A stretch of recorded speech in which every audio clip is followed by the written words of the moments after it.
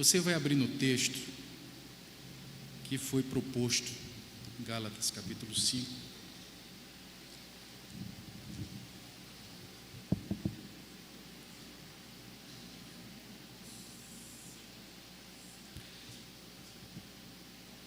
Eu vou ler dos versos 16 até o 25.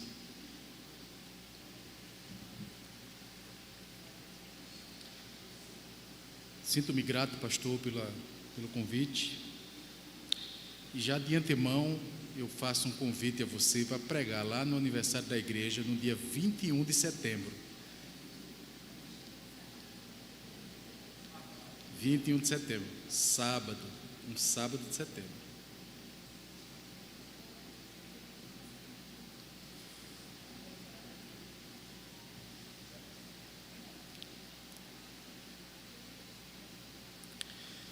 Vamos lá, vamos ler? Digo, porém, andai no Espírito e jamais satisfareis a concupiscência da carne, porque a carne milita contra o Espírito e o Espírito contra a carne, porque são opostos entre si, para que não façais o que porventura seja do vosso querer. Mas se sois guiados pelo Espírito, não estáis sob a lei. Ora, as obras da carne são conhecidas, vocês conhecem, e são estas: prostituição, impureza, lascívia, idolatria, feitiçarias, inimizades, porfias, ciúmes, iras, discórdias, dissensões, facções, invejas, bebedices, glutonarias e coisas semelhantes a estas, a respeito das quais eu vos declaro, como já outrora vos preveni, que não herdarão o reino de Deus o que tais coisas praticam. Mas o fruto do Espírito é amor, alegria, paz, longanimidade, benignidade, bondade, fidelidade, mansidão, domínio próprio. Contra essas coisas não há lei. E os que são de Cristo Jesus, crucificaram a carne com as suas paixões e concupiscências. Se vivemos no Espírito, andemos também no Espírito. Que o Senhor tenha misericórdia de nós, conforme foi orado nesta noite, que Ele fale ao nosso coração. Queridos, nós lemos o texto e lemos no meio de uma grande tensão que estava acontecendo na igreja da Galácia. E era exatamente a tensão em que os falsos mestres, eles haviam chegado na igreja, como os judaizantes haviam chegado na igreja, e eles estavam dizendo ali aos irmãos que eles teriam que cumprir a lei. Eles teriam que cumprir a lei. É como se Cristo, o sacrifício de Cristo, não fosse suficiente. Eles tinham que fazer alguma coisa, eles tinham que obedecer à lei para poder serem aceitos por Deus. E aqui eles estavam tratando de algo muito crucial à fé da igreja. E Paulo, ele então se preocupa para que isto não venha trazer confusões à cabeça do povo. E uma das coisas que eles tratam é exatamente sobre a circuncisão. É como se eles dissessem: sim, Cristo morreu por nós, mas nós temos que nos circuncidar, nós temos que cumprir a lei, nós temos que observar tudo aquilo que está na lei. Então Paulo, irmãos, no versículo 1 desse capítulo, ele vai dizer que nós devemos permanecer firmes na liberdade que Cristo nos deu. Firmes em Cristo.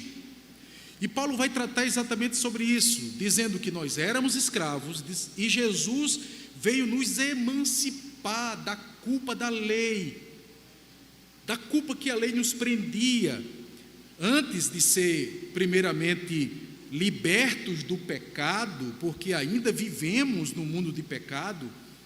Ele veio nos libertar da consciência da culpa. Ele veio nos libertar desta consciência que é a tirania da lei, como se nós tivéssemos que fazer alguma coisa para agradar a Deus, para ser aceitos por Deus, para receber o favor de Deus. E Paulo está, no entanto, afirmando que nós já fomos aceitos por Deus. Nós somos aceitos por Deus por causa de Cristo, porque Cristo, Ele cumpriu toda a lei, e Cristo morreu em nosso lugar, e no entanto nos fez livres. Hoje nós somos livres, nós não estamos mais debaixo da tirania da lei. Paulo então ordena a estes irmãos que permaneçam firmes nisso, naquilo que ele havia ensinado, naquilo que ele havia dito aos irmãos, nessa liberdade de consciência que Cristo comprou através da sua morte e através do seu perdão. Ele nos perdoou. E a preocupação de Paulo era que estes irmãos caíssem, como alguns estavam caindo nisto, que eles caíssem novamente neste engano de que eles seriam aceitos se Deus, ou se eles fizessem alguma coisa, ou se cumprissem as obras da lei, ou algo que eles fizessem. Irmãos, e às vezes isso acontece conosco. Nós cremos no sacrifício de Jesus, que Jesus morreu pelos nossos pecados, que hoje nós somos livres em Cristo, mas ainda insistimos em acreditar que nós podemos fazer alguma coisa para Deus se agradar e para nos dar um lugarzinho lá no céu. Nós temos que nos esforçar a isso, e eu já conversei com muita gente sobre isso. Nós temos que fazer alguma coisa, Jesus morreu, mas a gente tem que fazer alguma coisa para ir para o céu. E então, nós não podemos exatamente acreditar nisso, porque nada que façamos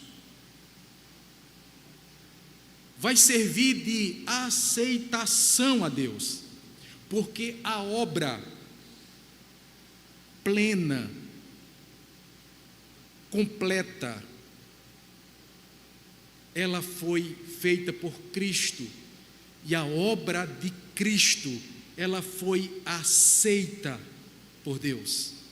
A ressurreição de Jesus é o sinal que Deus aceitou a sua oferta. Então, irmãos, Cristo cumpriu. Esse era exatamente o ponto crucial dos falsos mestres: a salvação através das obras da lei.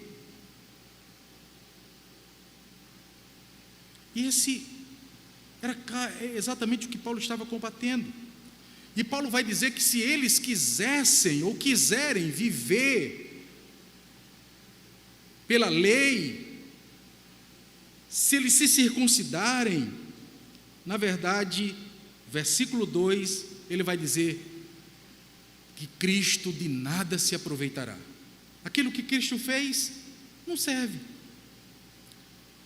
porque eles escolheram viver pela lei. E ele diz mais: de Cristo vos desligastes. Vocês não estão mais ligados a Cristo, e da graça decaístes. Vocês caíram da graça. Ou seja, não tem como andar pelos dois caminhos: ou Cristo, ou a lei, ou a circuncisão, ou a graça, ou a lei. Não tem como viver os dois: ou Cristo, ou a lei. Paulo então, irmãos, vai mostrar que o evangelho da graça não é sobre aquilo que fazemos, não é sobre aquilo que praticamos, não é sobre as nossas obras, porque não podemos e somos totalmente incapazes, inaptos para agradar a Deus. Nada que a gente faça pode agradar a Deus. Então ele vai dizer que pelo Espírito, versículos 5 e 6, que pelo Espírito nós aguardamos a esperança da justiça que provém da fé. Isso quer dizer que aguardamos a esperança da eternidade pela obra da justiça de Cristo em nós operada. Cristo já operou a obra necessária. O que Paulo está dizendo? Que aqui nós não trabalhamos para a esperança, mas nós aguardamos pela fé. Nós aguardamos pela fé, pois para quem está em Cristo, nada mais serve. Para quem está em Cristo, é nova criatura. A única forma de sermos aceitos por Deus é por meio de Cristo. Mas uma pergunta, diante disso, nós precisamos fazer. Será que porque nós estamos em Cristo, devemos viver e agir conforme nos agrada? Nós temos que viver agora de qualquer jeito, de qualquer forma? Não devemos, portanto, levar em consideração a lei de Deus? A lei deve ser desprezada? Cristo já me libertou, então eu posso fazer o que eu quiser. E a resposta que Paulo nos dá aqui no texto é um grande não. Não. Nós não podemos viver fazendo o que nós queremos. Não. Observe o versículo 5, que ele diz: porque nós, pelo Espírito, aguardamos a esperança da justiça que provém da fé. Ele está dizendo que a vida cristã não é somente a vida de fé, mas também uma vida no Espírito, porque aguardamos pelo Espírito, é viver uma vida no Espírito, e esse Espírito que habita em nós produz boas obras. Dos versos 7 a 12, Paulo vai nos exortar, ou vai exortá-los a voltar a correr do jeito que eles estavam correndo. Vocês corriam bem. O que aconteceu para atrapalhar vocês? Vocês estavam compreendendo o Evangelho, estavam entendendo que o Evangelho de Cristo é o Evangelho de liberdade, que nos desobriga da lei para a salvação, para agradar a Deus. Porque vocês saíram disso. E Paulo, ele usa a linguagem de um atleta, né? Vocês corriam bem. Em várias passagens, Paulo faz essa conexão do atleta, daquele que luta, daquele que corre, e daquele que de certa forma se esforça, se dedica e se disciplina para viver uma vida, alcançar os seus objetivos. Mostrando, irmãos, que a vida cristã não é somente crer na verdade, não é somente dizer eu creio, Cristo me libertou, mas também é uma vida de obediência à verdade. Ou podemos dizer que as regras para ser um bom atleta, a maneira como nós devemos viver para Deus, como nós devemos glorificar a Deus, e é isso que Paulo vai dizer. Mas o que ele diz em sequência é que o fermento dos falsos mestres havia se espalhado na igreja e eles estavam promovendo uma religião legalista. Estavam produzindo uma religião legalista e tentando escravizar o povo e ainda por cima causando dissensão na igreja. Aí então começou aqueles irmãos dizendo assim: não, você não é salvo não, tem que se circuncidar, você tem que fazer isso, você não é crente desse jeito. A dissensão começou a se espalhar na igreja e os irmãos começaram a formar facções daqueles que acreditavam no cumprimento da lei e também em Cristo, mas daqueles que somente estavam pela graça, e começaram a ter dentro do povo invejas, porfias, dissensões, facções e tantas outras coisas. Paulo estava tratando de algo que era singular àquela igreja. Mas, irmãos, Paulo vai dizer que não foi para isso que nós somos chamados. Por isso que eles devem resistir a esses falsos mestres. Os cristãos da Galácia deviam se desvencilhar disso, deviam deixar de pensar desta forma e destes que lhes perturbavam, tentando levar cativos a consciência deles novamente. Ao final de toda a defesa de Paulo, nós tiramos uma lição importante desse primeiro texto. Os gálatas estavam enfrentando a tensão de viver uma vida confiando em Cristo ou em si mesmos, praticando a lei. Quem me salva? É Cristo ou sou eu? O sacrifício de Cristo é suficiente ou eu tenho que fazer boas obras? Eu tenho que complementar, eu tenho que fazer alguma coisa. Essa era exatamente a tensão que estava havendo entre eles, a tensão que o mundo vive e que muitas vezes nós vivemos também. Você já conversou com alguém para dizer assim: pastor, Jesus morreu por nós, até crente mesmo, mas nós temos que também fazer alguma coisa, senão a gente não vai para o céu. Nós temos que praticar alguma coisa, nós temos que fazer alguma coisa. Irmãos, eles confiavam no sacrifício de Cristo, sim, mas ao mesmo tempo confiavam que também eles poderiam fazer alguma coisa para serem aceitos por Deus.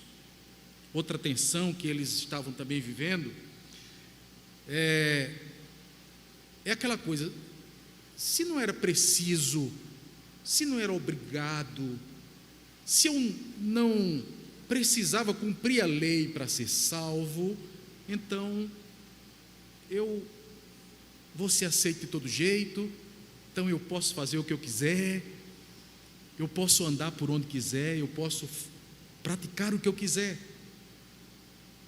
Era isso que os falsos mestres estavam colocando na cabeça do povo. Então quer dizer que não precisa cumprir a lei?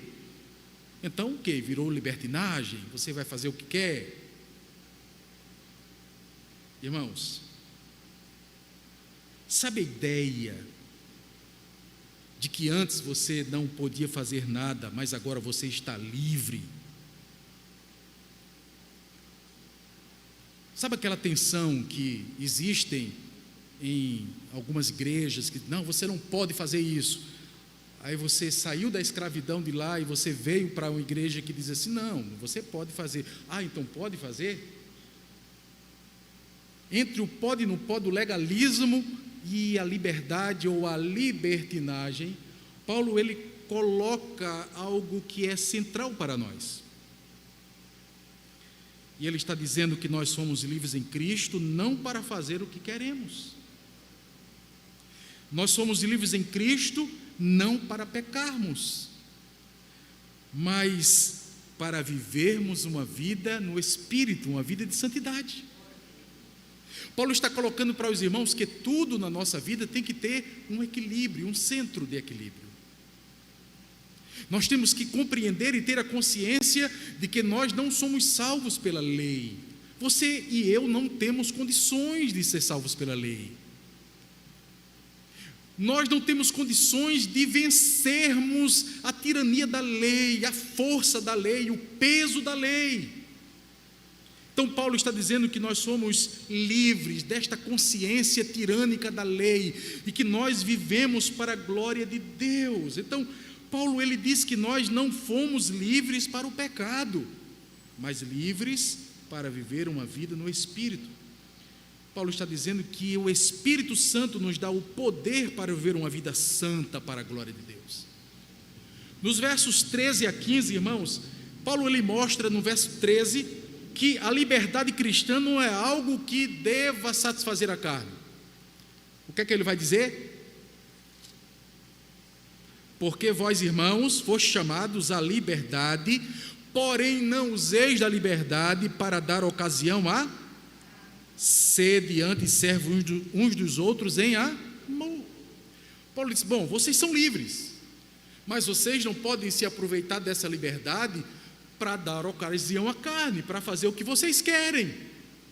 Mas antes vocês devem servir uns aos outros em amor. Vocês não podem estar brigando na igreja por causa dessa liberdade. Vocês não podem estar com dissensões na igreja por causa dessa liberdade. Não, a verdadeira liberdade nos leva ao amor. A verdadeira liberdade nos leva ao serviço. A verdadeira liberdade não cria facções, divisões, não torna as pessoas indiferentes uma à outra. A verdadeira liberdade nos une por meio de Cristo e nos faz viver como uma família de Deus. É isso que ele está dizendo. Em segundo lugar, irmãos, do verso 13 a 15, Paulo vai mostrar que a nossa liberdade não é para explorar o próximo, que era o que estava acontecendo. E também, no verso 14, ele vai dizer que a nossa liberdade não é para ignorar a lei.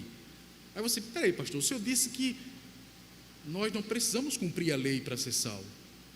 Mas Paulo está dizendo algo muito importante aqui, eu vou ler para vocês. Porque toda a lei se cumpre em um só preceito, a saber, qual é? Como a ti mesmo. Se eu amo ao meu próximo, é porque eu amo a Deus, e se eu amo a Deus, consequentemente, eu amarei o meu próximo. E Jesus, ele resume a lei, mostrando que a primeira tábua da lei estava falando sobre 4 mandamentos com relação a Deus. Devemos amar a Deus sobre todas as coisas. E a outra tábua da lei, com 6 mandamentos, tem a ver com as nossas relações sociais. Amar ao próximo como a si mesmo. Então ele está dizendo que a lei se cumpre nisso. O que ele está dizendo é exatamente que a lei se cumpre no amor, e só podemos viver de verdade para Deus, amando a Deus, se nós obedecemos a sua lei, não para a salvação, mas para a glória dele, para viver em santidade. A lei é a demonstração da perfeita santidade de Deus. E é isso que nós temos que ter na cabeça. Nós fomos salvos da tirania da lei, do peso da lei, do poder da lei, por causa de Cristo. Ele morreu por nós na cruz, Ele nos salvou dos nossos pecados, Ele nos deu um caminho para o céu pela sua justiça, mas nós devemos aprender a obediência, a verdade de Deus, a lei de Deus, como prática de santidade nas nossas relações com Deus e na nossa relação com o próximo. Devemos entender, irmãos, que a liberdade não é um sistema de méritos, mas uma demonstração de deveres consigo mesmo, com o próximo e com Deus. E não é para satisfazer a carne, mas é para controlá-la, é para lutar contra ela. Aí Paulo, então, diante de tudo isso, mostrando que há uma divergência na igreja, mas podemos pensar e fazer uma pergunta em tudo isso que a lei exige, e toda essa luta que nós temos, e toda essa dificuldade que temos para agradar a Deus. Então, se a presença do pecado está em nós, porque nós temos a presença do pecado, se essa presença do pecado ainda está em mim, irmãos, como eu vou vencer essa luta? Como eu vou vencer essa luta? Eu não posso cumprir a lei porque eu não consigo. Nós nos esforçamos para viver em obediência a Deus, mas nós quebramos todos os dias a lei. Eu não consigo. Então, o que é que eu vou fazer? O que é que nós vamos fazer? Aí Paulo vai dar a resposta exatamente a nós. Paulo vai dizer exatamente no verso 16: digo, porém, andai no Espírito, e jamais, e nunca, cumprireis ou satisfareis os desejos, as concupiscências da carne. E ele vai dizer, porque a carne milita, a carne luta contra o Espírito, e o Espírito contra a carne, porque são opostos entre si, para que não façais o que porventura quereis. mas se sois guiados pelo Espírito, não estáis sob a lei. Paulo então apresenta, irmãos, o Espírito como santificador, o único que pode se opor e que pode subjugar a carne, o único que pode lutar contra a carne, que pode nos capacitar à obediência a Deus, que pode nos capacitar a fazer que os frutos da justiça de Cristo cresçam em nossa vida, para que os frutos do Espírito apareçam em nossa vida, somente pelo Espírito. É por isso que ele diz: andai no Espírito. Paulo mostrou que Cristo nos libertou, mas agora ele apresenta que sem o poder contínuo do Espírito Santo, essa liberdade pode se transformar em uma vida carnal. Paulo usa a figura, irmãos, exatamente daquele que luta. O Espírito luta contra a carne, guerreia, milita, e nós vivemos isso diariamente. Essa é uma luta de todos nós. Paulo apresenta exatamente isso, que todos aqueles que são de Cristo têm essa luta. E se existe essa luta dentro de você, é porque você é crente. Se existe essa luta dentro de você, é porque você é crente, é porque há um Espírito Santo dentro de você.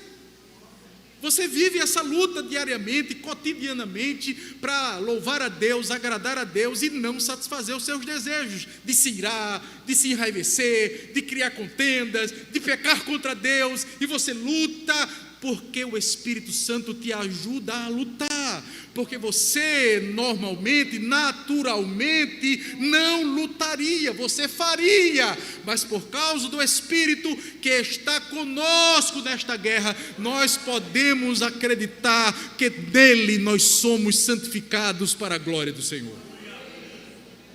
Irmãos, e devemos entender isso, é que existe uma luta, de um lado a carne.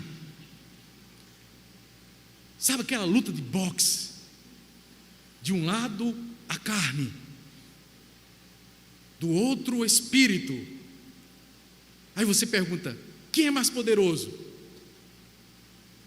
Será que eu posso fazer essa pergunta, irmãos? É claro que é óbvio.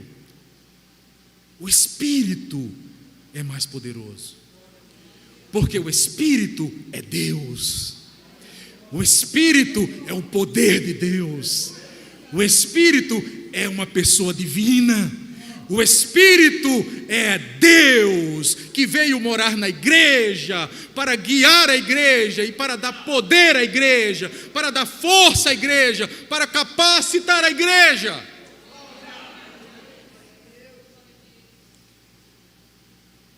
Então a carne é a nossa natureza humana caída, cheias de desejos, cheias de desejo.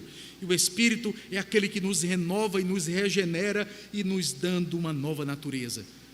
Aí agora, irmãos, nós temos uma natureza que foi transformada por Deus e uma natureza caída.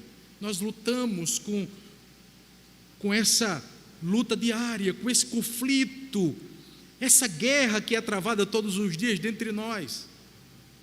Todos os dias nós lutamos contra os desejos do coração, e devemos entender, irmãos, que essa é a grande e verdadeira batalha espiritual de todos os homens.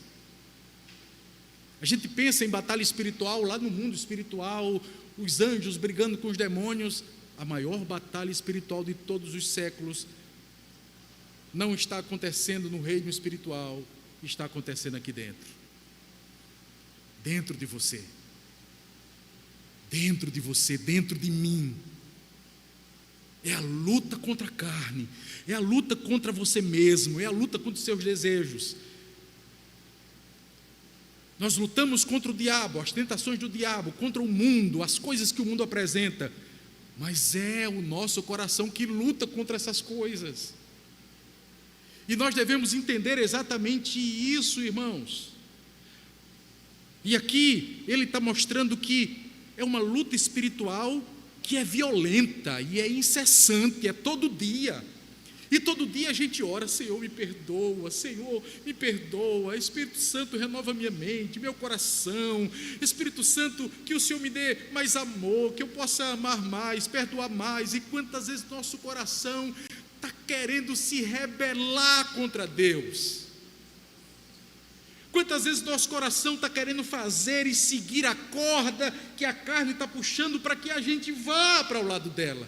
E por outro lado o Espírito está dizendo assim: venha meu filho, venha, venha. E Ele traz à nossa consciência o amor, a bondade graciosa do nosso Deus. E a gente então vai nessa luta constante, e não espere que essa luta, enquanto você estiver aqui, se acabe, porque não vai acabar, vai ser todo dia, até nós chegarmos na glória, onde não teremos mais a presença do pecado. Nós somos livres do poder, do domínio do pecado, mas não da presença do pecado. Mas quando nós estivermos com o Senhor no novo céu e nova terra, então já não haverá mais a presença do pecado, porque lá haverá santidade para toda a vida. Irmãos,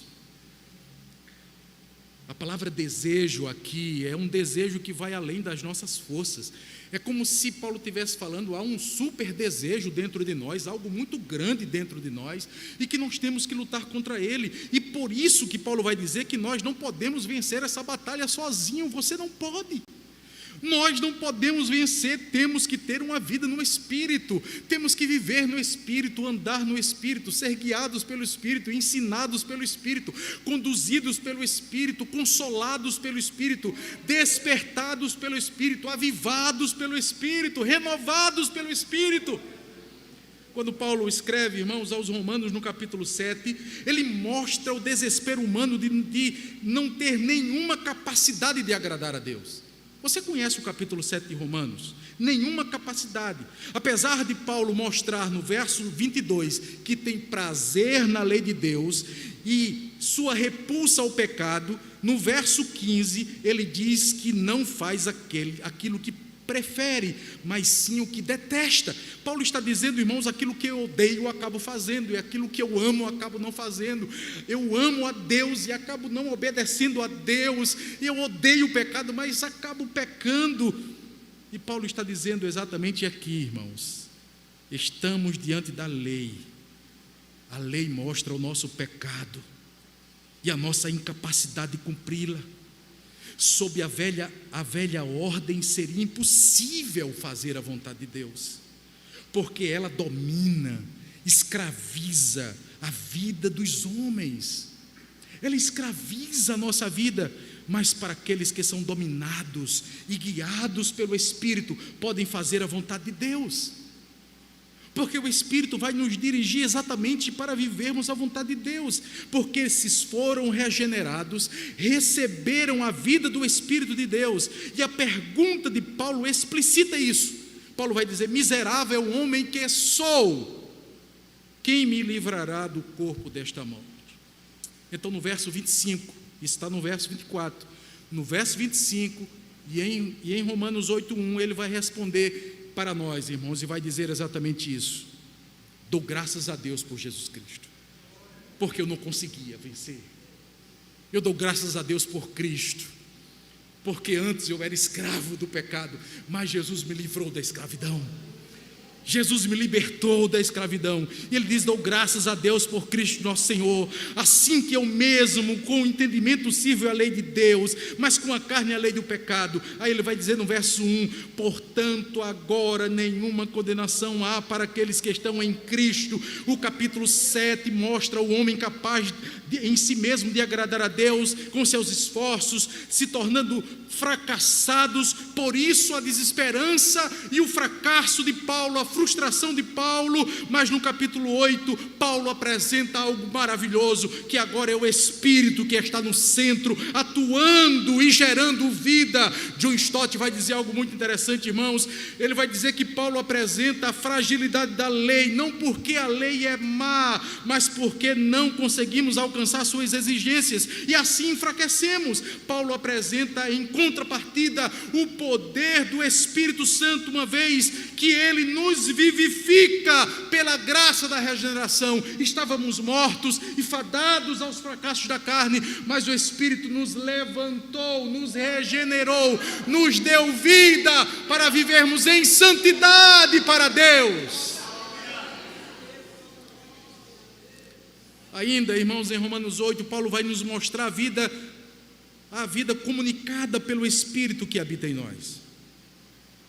Paulo então vai nos mostrar que o Espírito é quem coloca o pecador em Cristo, no momento em que ele crê, ocasião em que Deus o declara justificado. Seus pecados passados, presentes e futuros já estão perdoados. Aí vem novamente aquela pergunta: já estão perdoados? Então eu posso fazer o que eu quero? Vamos lá. É o mesmo princípio, irmãos, de 2 Coríntios 3,17, que onde está o Espírito do Senhor, aí há liberdade. É o mesmo princípio de Gálatas 5,13, fostes chamados à liberdade. Está descrito no capítulo 7 de Romanos, verso 23, a lei do Espírito, em contraste com a lei do pecado que está nos seus ombros. Nós não estamos mais debaixo da lei, debaixo do poder da lei. Nós não estamos mais debaixo da lei da morte. Agora, irmãos, é a lei da vida em contraste com a lei da morte. A lei do Espírito de vida é a operação vigorosa e eficaz do Espírito Santo no coração e na vida dos filhos de Deus. Agora, quem opera em nós é o poder do Espírito Santo. É o Espírito Santo quem guia, quem dirige a nossa vida, que vai nos conduzir à vontade de Deus. É o Espírito quem gera a vida e o poder para vencer o pecado. Eu já vi muita gente dizendo assim: pastor, eu sou como Paulo. Paulo disse que o bem que ele queria fazer, ele não conseguia, mas o mal que ele não queria, ele fazia.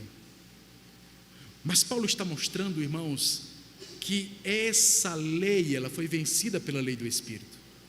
Nós pecamos sim, mas Paulo está dizendo que algo nos dominava antes, mas agora o que nos domina é um poder superior, é o poder do Espírito. Não é mais a lei do pecado que nos domina. Nós não estamos mais debaixo da lei do pecado, mas estamos debaixo da lei do Espírito e da vida que nos foi dado em Cristo Jesus. E nós temos que compreender exatamente isso.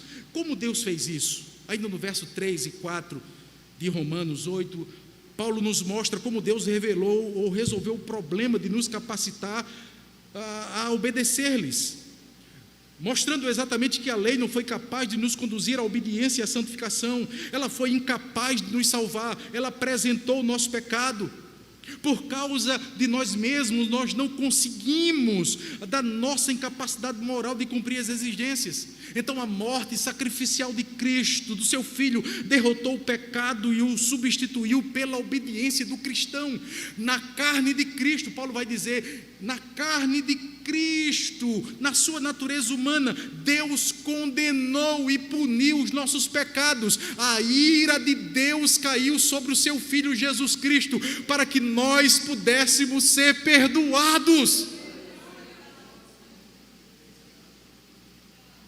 Essa obediência sincera do cristão, irmãos, só é alcançada por meio do Espírito. Você não consegue alcançar essa obediência por si mesmo, porque o Espírito nos capacita à obediência. Agora, Paulo diz que estes agora foram conduzidos a Cristo. Eles andam sob uma nova ordem, não sob a velha ordem, uma nova ordem, numa nova aliança, numa nova devoção, numa nova direção. Não andam mais segundo sua velha natureza, mas andam agora segundo o Espírito. E é assim que ele diz aqui no capítulo 8: para aqueles que não andam segundo a carne, mas segundo o Espírito. Segundo o Espírito. Irmãos, nos versos 5, 8, 12, 13 do capítulo 8 de Romanos, nós vamos pensar sobre o seguinte: como podemos vencer o pecado? Como podemos agradar a Deus? Sobre qual princípio você anda? Quem controla a sua mente? Paulo então nos mostra que só podemos vencer o pecado e agradar a Deus se o Espírito governar a nossa vida, se o Espírito governar os nossos desejos, se o Espírito governar a nossa mente, se o Espírito governar a nossa vida, se quisermos seguir os nossos princípios e desejos, é a carne que nos domina. Se nós dermos evasão, é ela que nos domina. Mas nós devemos andar pelo Espírito, porque Paulo vai dizer que a carne, os desejos da carne, é inimizade contra Deus. Esse conflito entre Deus e a natureza humana é exatamente o que Paulo escreve aos Gálatas, capítulo 5, verso 17. A carne milita, a carne luta contra o Espírito, e o Espírito contra a carne. Quem domina a sua mente? Quem domina a sua mente? Onde você firmar sua mente, determinará para onde você vai. Você vai pensar naquilo que você define como importante. Seus desejos dominam a sua mente, e é onde você coloca suas energias, suas ambições, seus desejos, irmãos, e buscar satisfazê-los. O verso 7, ele vai dizer isso, que o pendor da carne, pender para a carne, pensar na carne, o pendor da carne, o pensamento da carne, é inimizade contra Deus. E o que nós devemos fazer, irmãos, para pensar nas coisas do Espírito? Nós temos meios de graça para fazer isso, mas umas coisas nós temos que pensar, é nunca esquecermos da nossa posição privilegiada. Fomos justificados em Cristo, fomos santificados, somos filhos de Deus, somos herdeiros de Deus e co-herdeiros com Cristo, seremos ressuscitados e receberemos um corpo de glória. Então, pensar nas coisas do Espírito, diante de toda essa glória de que fomos perdoados definitivamente, é viver vida e paz. É o que Paulo vai dizer aqui em Romanos 8. Pensar nas coisas do Espírito é ter vida e paz, é gozar de paz, de eterna comunhão com Deus e a certeza que nossos pecados foram perdoados. A vitória sobre o pecado é o resultado de ter a nossa mente e o nosso coração firmados no Espírito. O pastor John Piper, ele vai dizer que nós vivemos em guerra, irmãos. E é uma guerra pior do que está acontecendo no Oriente Médio. É a guerra maior de todos os tempos. É a guerra contra o pecado. Nós vivemos em guerra. Uma guerra que não é contra os homens. Uma guerra que não é contra as pessoas. Mas uma guerra que é contra a nossa natureza, contra os nossos desejos. E ele diz uma frase dizendo o seguinte: declare guerra contra a sua carne. Eu estou em guerra contra a minha carne. E aqui, irmãos, é a ideia que esta guerra é a mortificação da carne. E a mortificação da carne significa mudar nossas motivações, mudar exatamente os nossos desejos. Essa mortificação se aprofunda mais que uma mera resistência a um comportamento pecaminoso, mas uma consciência para quem somos devedores. Sim, devido às bênçãos espirituais, devido a tudo que Deus fez para nós, devemos dedicar a nossa vida às coisas do Espírito. Devemos servir a Deus, pois a nossa incapacidade de cumprir a lei, a nossa incapacidade de vivê-la, de cumpri-la, trouxe a nós a benevolência e a imerecida graça de Deus, e hoje nós somos livres, libertos em Cristo e salvos. É exatamente o que Paulo fala aos Gálatas. Se vocês forem governados pelo Espírito, se vocês seguirem a direção do Espírito, jamais vocês serão dominados pela vossa natureza pecaminosa. Antes, vocês a dominarão, vocês irão dominar. Deixemos que o Espírito então seja o nosso líder, nos conduza, nos guie, irmãos, neste conflito da nossa natureza contra a natureza antiga. Paulo então, irmãos, estabelece que há desejos que se opõem um contra o outro. Ele indica a intensidade dessa luta pela supremacia. E aqui, Paulo vai nos mostrar algumas coisas do que pode acontecer conosco. A partir do verso 19, Paulo vai elencar alguns desses pecados. Alguns, aqui Paulo não está dizendo, os pecados da carne são esses. Em Romanos capítulo 1, Paulo fala de diversos, Pedro fala outros diversos, são tudo obras da carne. Aqui Paulo vai dar uma demonstração daquilo que eles viviam ali. E Paulo vai falar de alguns. O que é que o texto vai dizer aqui, do verso 19? Ora, as obras da carne são conhecidas. E são o quê? Prostituição, impureza, lascívia. Pare aí. Aqui Paulo está mostrando que existem pecados sexuais, religiosos, relacionais ou sociais, e aqueles que nós podemos dizer de pecados de exagero, de abuso. Então Paulo elenca 3 que fazem parte dos pecados sexuais. Ele vai falar sobre prostituição, impureza e lascívia. Ele refere-se basicamente a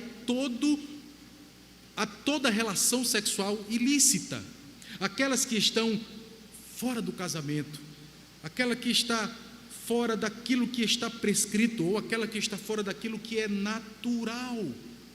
Em Romanos capítulo 1, verso 18 a 31, ele vai falar exatamente sobre isso, que também está relacionado à idolatria, à deificação do prazer. É esta prostituição, é quando as pessoas vivem de forma desregrada e se doam e se entregam aos seus pecados. E então Paulo vai tratar tanto daquilo que está fora do casamento, como aquilo que está relacionado ao mesmo sexo. Capítulo 1 de Romanos, ele vai falar dos pecados da prostituição de homem com mulher, ou de mulher com mulher e homem com homem. Ele vai tratar tanto da prostituição em termos da heterossexualidade, como também da homossexualidade. É pecado contra Deus. E ele vai dizer exatamente sobre isso, que todas estas coisas, na verdade, é pecado. E ele vai dizer que é impureza, e que não está somente relacionado a atos, mas também a palavras, a pensamentos, a intenções do coração. Ele fala da lascívia. Eu não vou destrinchar muito, porque o tempo é pouco e eu falo muito. A lascívia é a indecência, é a libertinagem, ele tem a sua ênfase na ausência do domínio próprio, aquele que não se domina, mas aquele que vive desregradamente. Ele ama fazer o que faz, ele tem prazer na sua pecaminosidade, ele gosta de viver como um animal, dando evasão aos seus desejos, dando expansão aos seus desejos, à sua natureza, vivendo segundo os seus instintos. E eu quero dizer uma coisa para você: Deus se interessa pela sua sexualidade. Deus se interessa pela sua santidade no sexo. Deus se interessa pela sua vida. Então, tenha cuidado no namoro. Tenha cuidado, porque Deus se interessa com a sua sexualidade. Depois ele fala dos pecados religiosos. E os pecados religiosos, ele diz que é idolatria e feitiçaria. E a idolatria, irmãos, não se limita somente à adoração de imagens, mas a toda prática pecaminosa que tem como centro o próprio homem, o próprio coração humano, os seus próprios desejos. Calvino vai dizer que o coração do homem é uma fábrica de ídolos, é uma fábrica de deuses.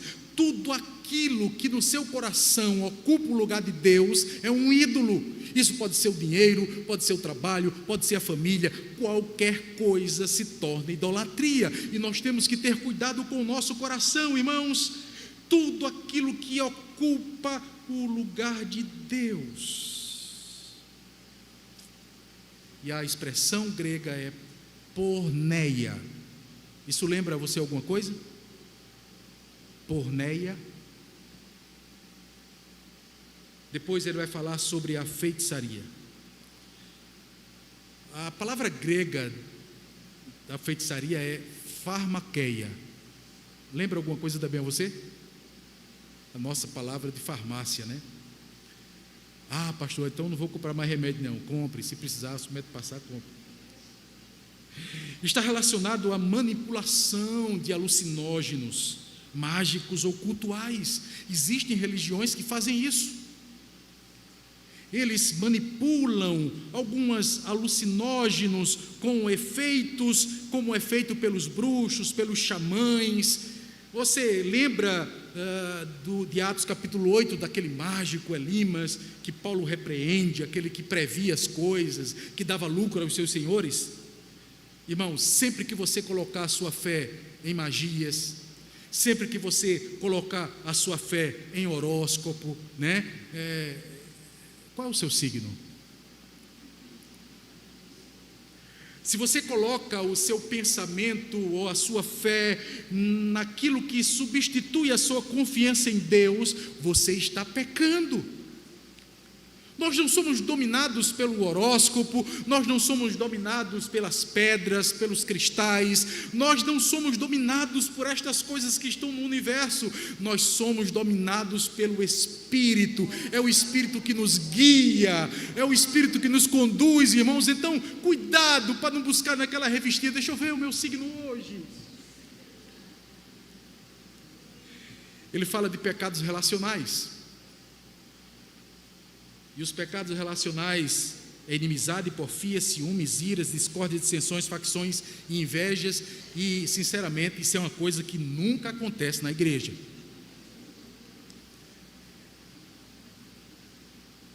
Mas parece que é a coisa que acontece mais na igreja.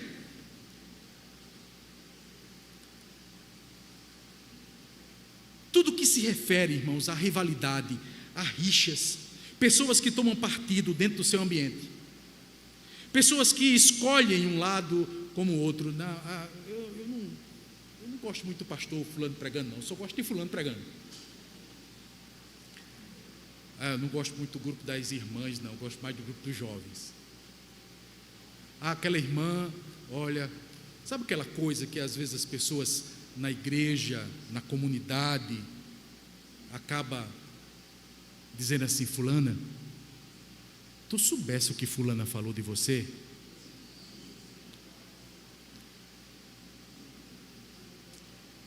Você lembra o que aconteceu com Paulo e Apolo? Coríntios capítulo 1. Havia dois grupos lá em Corinto, o grupo de Apolo e o grupo de Paulo. Paulo não brigou com isso, não. Paulo só foi olhar e diz assim: irmãos, quem sou eu? Quem é Apolo? Um rega, um planta, outro rega, mas quem dá o crescimento é Deus. A glória é de Deus, não é minha nem de Apolo. Acabe com isso aí no meio de vocês. Os ciúmes, irmãos, também andam juntos das rivalidades, pois a intenção é uma devoção a algo que se pretende ganhar, possuir, de ter prestígio, reconhecimento. Isso é algo terrível. Pastor não falou do meu nome, agradeceu a todo mundo, mas não me agradeceu. Fulano fez isso, esqueceu de mim. Oh, irmão, ciúmes. Sabe, o prazer por ter prestígio, por ter reconhecimento, aí com isso acontecem as fúrias de ira, de raiva. Estou com raiva, não vou mais para a igreja, não quero mais saber da igreja. E você começa a causar divisões dentro do ambiente da igreja, da família, da empresa. Irmãos, olha, tem crente difícil, tem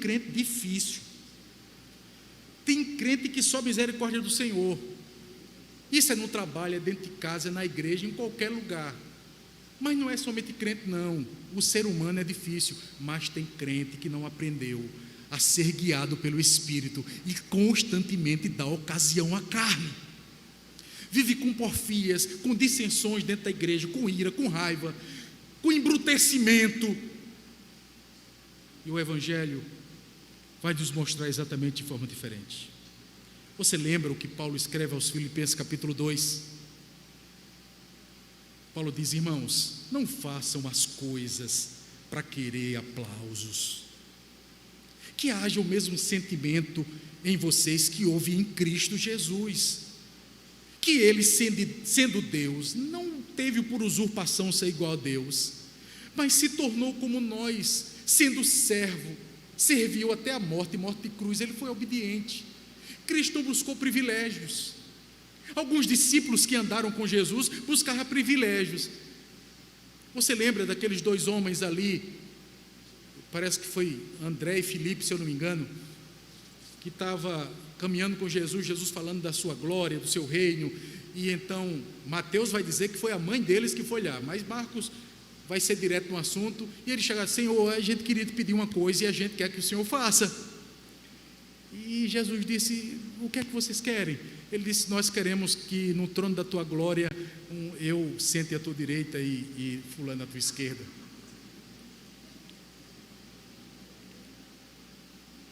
Eles queriam ser os ministros especiais, assentados lá exatamente diante do trono de Deus, ao lado de Jesus. E essas ambições, irmãos, de querer o poder, de querer o lugar, de querer o privilégio, de querer ser visto, ser reconhecido, gera dissensões, porque cada um busca honras para si mesmo, e daí surgem as intrigas, as facções e as invejas dentro da igreja. Por último, irmãos, ele fala dos pecados de exagero, o abuso, ele fala da embriaguez, da orgia. Para eles era comum essas práticas, anteriormente à fé. Por quê? Porque eles cultuavam o deus Baco, que era o deus do vinho, e era regado por muita bebida e prostituição. Sexo livre. Sexo livre. E Paulo está trazendo exatamente uma advertência ao uso da bebida. Mas talvez alguns não sejam aptos para compreender. Paulo, ele não está proibindo a bebida, ele está falando do uso indevido para embriaguez. Mas talvez tem pessoas que não conseguem nem tomar uma taça de vinho, porque se tomar já vai descer ladeira abaixo. E sinceramente, irmãos, eu nunca vi alguém se machucar porque decidiu não beber, mas muita gente já se machucou porque decidiu beber. Mas Paulo não está proibindo a bebida. Paulo está dizendo exatamente que a embriaguez, o uso indevido, o uso constante, o uso para embriaguez é que faz você tornar-se alguém que desagrada a Deus.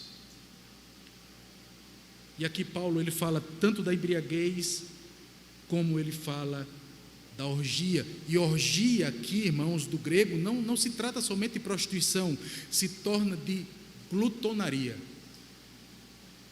do exagero, de se fazer as coisas além do que é normal. Ao final, Paulo faz uma advertência que nós devemos observar. No verso 21, o que é que ele diz? No finalzinho: como já outrora vos preveni, a respeito das quais as obras da carne eu já falei para vocês, que não herdarão o reino de Deus o que tais coisas praticam. Agora perceba uma coisa que para a gente ficar de cabeça maluca. Paulo, ele está dizendo que tanto a prostituição como as invejas e as discórdias estão no mesmo lugar. Às vezes a gente diz assim: fulano caiu, fulano pecou, fulano fez. E você que vive falando da vida dos outros? E você que vive com inveja, com discórdia no seu coração? E você que vai ao ouvido do outro dizer: você ouviu falar de fulano? Você ouviu falar de ciclano? Tu está sabendo o que fulano, tu sabe o que fulano pensa de você. Paulo diz, quem faz essas coisas. Paulo não está falando de um ato, irmãos, ele está falando de algo habitual. Você habitualmente faz, é uma prática diária sua, é uma maneira, é o seu estilo de vida. Então Paulo está dizendo que estas coisas é obra da carne. Você está falando da vida do seu irmão? É obra da carne. Você está causando dissensão dentro da igreja? É obra da carne. Você está criando grupos na igreja? Eu sou do grupo tal, não, eu não gosto da irmã Jamile, eu gosto da irmã Elisandra, eu gosto da... É obra da carne, irmãos. É obra da carne. Se você estiver fazendo isso, se você estiver praticando isso, você está no mesmo pecado de quem comete prostituição. Não tem diferença. Você está vendo de forma clara o que Paulo está dizendo, mas agora Paulo nos faz compreender o fruto do Espírito, e eu quero ser bastante rápido agora para mim terminar. Então, fica claro que as obras da carne estão ligadas àquilo que a gente faz, aos nossos esforços, ou para satisfazer a si mesmo, ou para agradar a Deus. E aqui entra em contraste com a nossa incapacidade de nós lutarmos contra estes desejos, de nós vivermos contra estes desejos, de, sabe, irmãos, saber pregar a nossa língua para não falar da vida de ninguém, ou de pensar mal de alguém, ou de maliciar no nosso coração algo contra alguém. E então ele vai falando que essas são as obras da carne. Mas no que concerne ao fruto do Espírito, irmãos, ele está dizendo que não é algo que é produzido por nós. A obra da carne sim é produzida por nós, pela nossa natureza caída. O pecado somos nós que fazemos, mas ele está dizendo que a obra do Espírito, que o fruto do Espírito é produzido pelo Espírito, é obra que vem além de nós, que é externa a nós, é obra que acontece em nós, que é gerada em nós, e que nós devemos ter exatamente esse entendimento, que o fruto do Espírito é algo sobrenatural, e nos faz crescer em maturidade gradual. O fruto do Espírito é gerado em nós, e é claro que o próprio Deus nos deu meios para o cultivo desse fruto. Você lê a Bíblia todo dia, você cultua todo dia, você ora todo dia, você congrega, você está em comunhão com o seu irmão, você perdoa o seu irmão, você ceia, você participa do culto, você glorifica a Deus, você lembra da palavra de Deus quando você vai vender e vai comprar, se relacionar. Esses meios de graça nos ajuda a vivermos a santidade, e o Espírito opera por meio da sua palavra inspirada. Nós não estamos andando cegos neste mundo, mas andamos pela palavra, e quem é cheio da palavra é cheio do Espírito.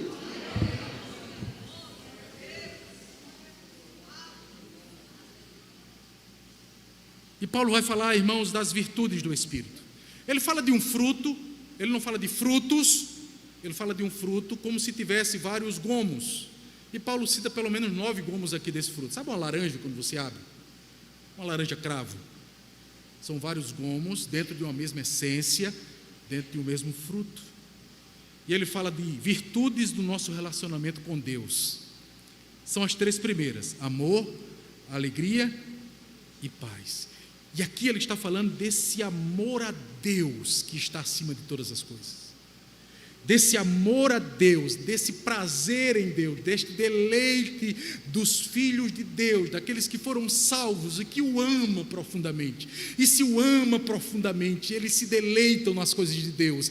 E se deleitam nas coisas de Deus, a sua mente, ele vai pensar nas coisas do Espírito. Ele está falando que o primeiro fruto do Espírito é o próprio amor a Deus, é você amar a Deus. E não somente isso, ele vai falar da alegria. E a alegria é exatamente que se fundamenta fundamenta em relação a Deus, que a sua felicidade está em Deus, Deus é a sua alegria, você se alegra em Deus, você glorifica a Deus, você se deleita em Deus, você tem prazer em Deus, você tem desejo da sua presença, e não é a alegria de um momento, de uma conquista, de algo que você ganhou, mas um desejo profundo, onde Deus é o objeto da sua alegria. O mundo pode estar se acabando, a doença pode estar comendo o seu corpo, mas você tem prazer e alegria em Deus, Deus é o seu deleite, e é como disse Paulo: olha, por mim, irmãos, eu não me preocupo, se eu viver é Cristo, e se eu morrer é lucro, ou seja, de toda forma eu estou com Cristo, se eu viver, eu viverei por causa de Cristo, e se eu morrer, eu estarei com Cristo.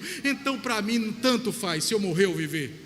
É o nosso deleite em Cristo, esta alegria que nós devemos ter, é o que Paulo escreve aos Filipenses, irmãos, no capítulo 4, quando ele diz que nós temos a alegria, que a nossa alegria é o Senhor. Alegrai-vos no Senhor, outra vez digo alegrai-vos. Paulo está dizendo que a nossa alegria não está em circunstâncias, em conquistas, porque eu comprei um carro novo, um apartamento, ou uma casa, ou eu ganhei um emprego bom, ou eu fui promovido. Ele está falando de uma alegria que é uma pessoa, não é uma coisa. A nossa alegria não está em conquistas nem em dinheiro, a nossa alegria está em Deus acima de tudo. E estava escrevendo um homem que estava preso dentro de uma cadeia, estava escura e fria, mas ele estava ali escrevendo para os irmãos que estavam soltos lá de fora, sendo perseguidos. Paulo estava pronto para a morte, mas ele escreve: alegrai-vos no Senhor. Outra vez digo alegrai-vos, se alegrem, a sua alegria está em Deus, o seu prazer está em Deus, a sua vida está em Deus.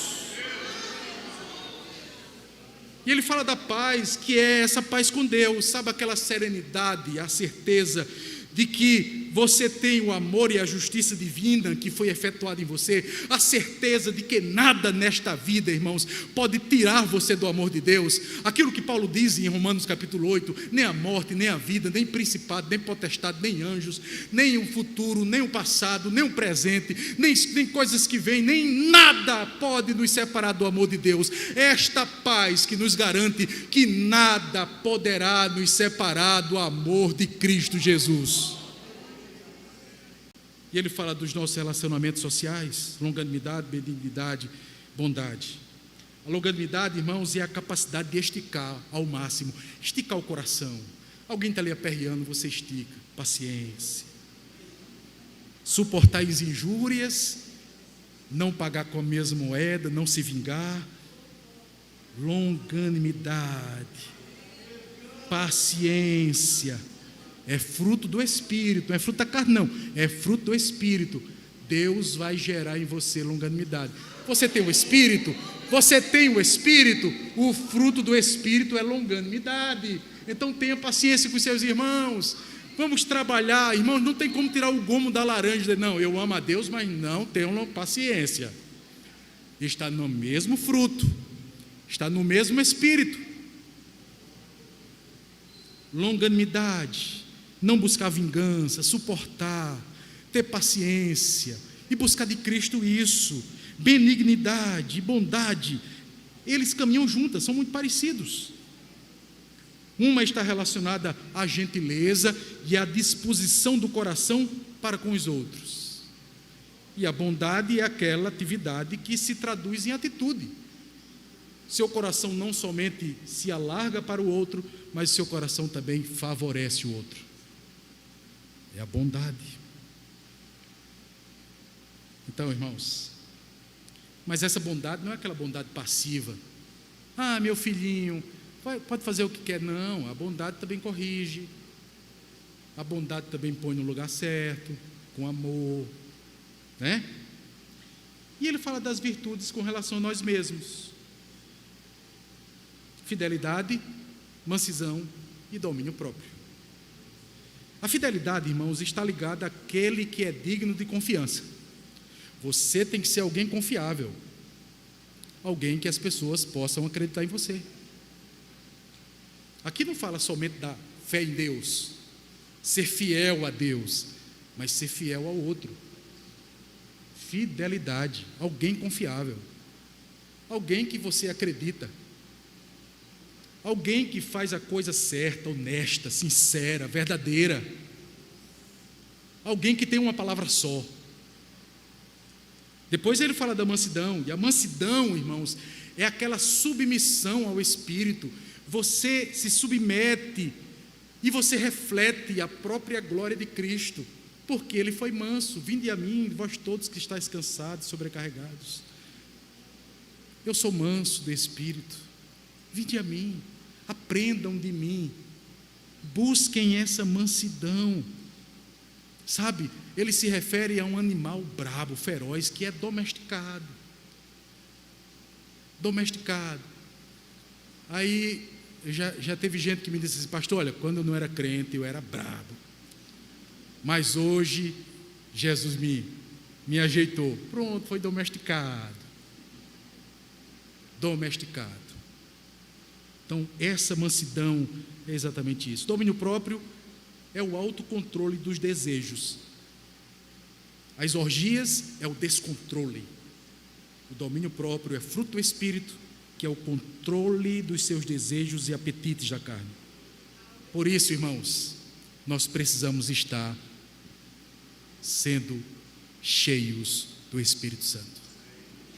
Porque nós não conseguimos viver essa vida do Espírito sem que a gente busque, sem que a gente se entregue, sem que a gente coloque o coração, leia a palavra, ame a palavra, busque a palavra, entregue o coração a Deus por meio da palavra. Dizer: Senhor, aplica na minha vida isso aqui. Eu quero amar mais, eu quero perdoar mais, eu quero ter mais paciência, Senhor, me dá mais paciência.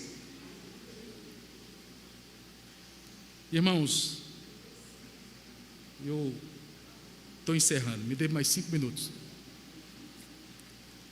Paulo finaliza mostrando 2 atitudes que devemos fazer. Primeira atitude, verso 24. O que é que diz aqui?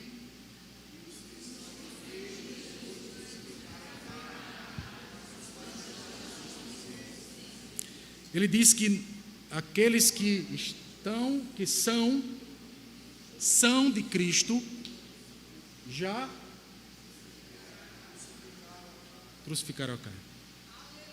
Apesar que a palavra está no pretérito, mostrando que isso já aconteceu na crucificação, nós já fomos crucificados em Cristo, isso já ocorreu, mas também refere-se a uma mortificação diária. Todo dia, irmãos, todo dia, nós crucificamos a nossa carne. John Stott, ele vai dizer que não é morrer, porque nós já morremos em Cristo. Já experimentamos isso com a nossa união com Cristo. Mas é matar os desejos que golpeiam a nossa vida. Todo dia os desejos golpeiam o nosso coração. Os pensamentos, os desejos do coração golpeiam. E quantas vezes você já se derramou diante do Senhor e disse: Senhor, como eu sou mau, como eu sou perverso. Aqui é a ideia, irmãos, de que a luta contra a velha natureza, ela deve ser impiedosa, dolorosa e decisiva. Eu tenho que lutar contra a minha carne. Eu tenho que lutar. Aqui é a ideia de que nós crucificamos a carne e nós não podemos arrancar os pregos. Não tire os pregos. A segunda coisa que Paulo nos indica fazer está no verso 25. O que é que diz aí?